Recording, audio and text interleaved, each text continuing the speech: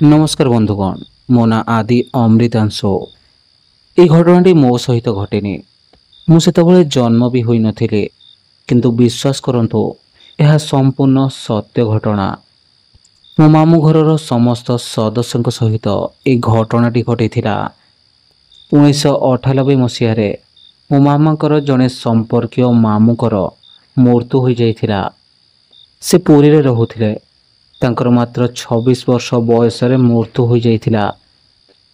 तांको बापांकर बहुत पूर्वर मृत्यु हो जाइथिला। से बहुत भल थिले, समस्त सहित बहुत भल संपर्क थिला तांकर। एमिति कि से मरिबार किछि समय पूर्वर समस्त सहित फोन ने कथा होइथिले। तांकर मृत्यु समस्त गोटे बड़ दुखद खबर थिला। मुख्यतः यह तांको मां को बहुत भांगी देइथिला।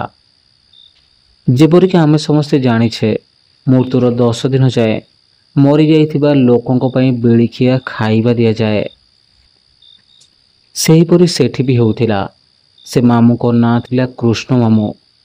से बंची थिला बेले बहुत बीड़ी पिउथिले, हेले तांको बेळिखिया खाइबा देला बेले तांको बीड़ी दिया जाउ नथिला।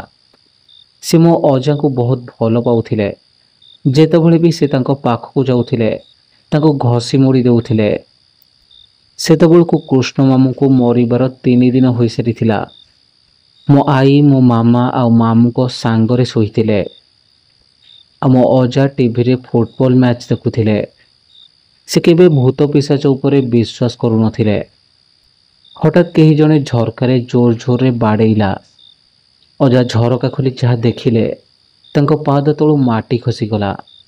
से पछको घुंची आसिले, कारण झरका सेपटे कृष्ण मामू छिड़ा होइथिले। अजा आश्चर्य होई गले।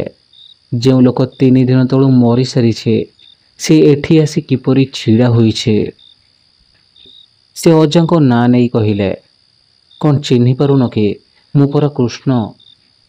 बीड़ी गोटे रखिछ जदि देल, घरे खाइला बेलको बीड़ी देउ नाहंते जे पार्टीटा पूरा पिता लागुछे। तापरे से झरका पटु हाथ बढ़ाई देले। अजा गोटापणे थरु थांते। तांको पार्टीरु चित्कार बाहरी आसिला। आई सोईथिबा रूम रु दौड़ी आसिले आ पचारिले कौन होइछे। अजा झाड़े बुड़ी जाई थांते। सबु कथा सुनी आई भी डरी गले। तापरे 10-12 दिन पर्यंत अजा को जर जमा छाड़िलानी। आई जने गुणिया को आनी अजा को झाड़ी थिले। तापरे से गुणिया सबु कथा कहिले।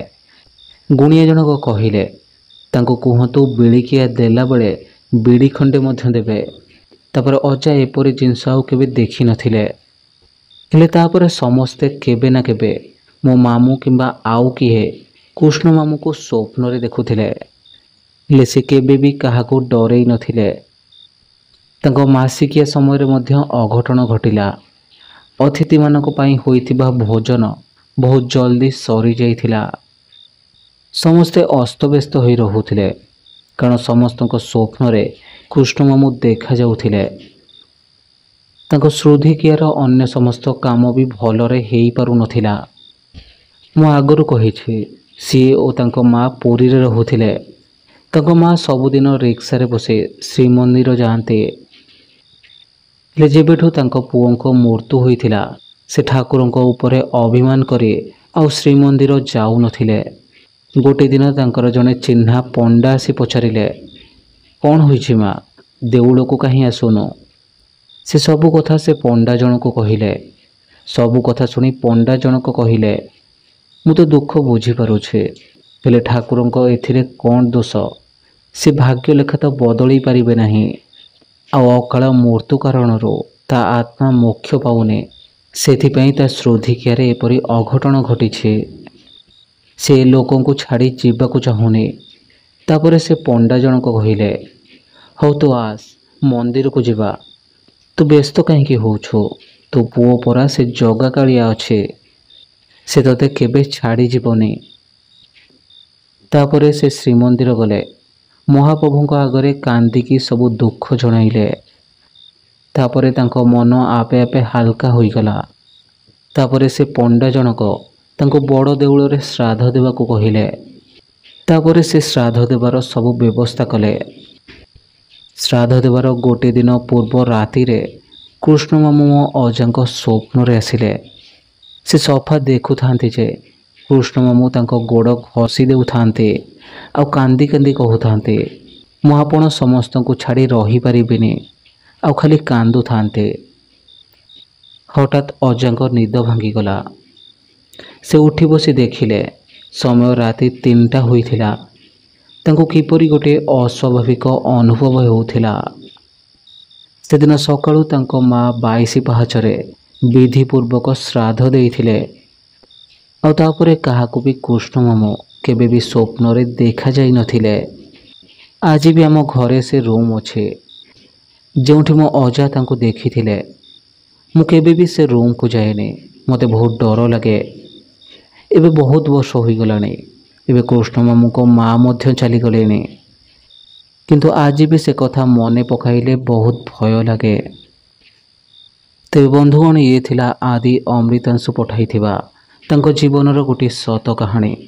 ଯଦି ଆପଣଙ୍କ ପାଖରେ ବି ଏମିତି କିଛି କାହାଣୀ ଅଛି ଯାହା ଆପଣ ମୋ ସହିତ ସେୟାର କରିବାକୁ ଚାହୁଁଛନ୍ତି, ତେବେ ଏହି ଭିଡ଼ିଓର ଡିସ୍କ୍ରିପ୍ସନରେ ମୁଁ ମୋ ଇନଷ୍ଟାଗ୍ରାମ ଆଇଡି ଆଉ ଜିମେଲ୍ ଆଇଡି ଦେଇ ରଖିଛି। ଆଉ ଯଦି ଏହି ଭିଡ଼ିଓଟି ଆପଣଙ୍କୁ ଭଲ ଲାଗିଛି, ତେବେ ଭିଡ଼ିଓକୁ ନିଜ ଅନ୍ୟ ସାଙ୍ଗମାନଙ୍କ ସହିତ ନିଶ୍ଚିତ ସେୟାର କରିଦେବେ ଆଉ ଭିଡ଼ିଓଟିକୁ ଲାଇକ୍ ନିଶ୍ଚିତ କରିଦେବେ। ତେବେ ମୁଁ ଆପଣଙ୍କ ଠାରୁ ବିଦାୟ ନେଉଛି। ଜୟ ଜଗନ୍ନାଥ।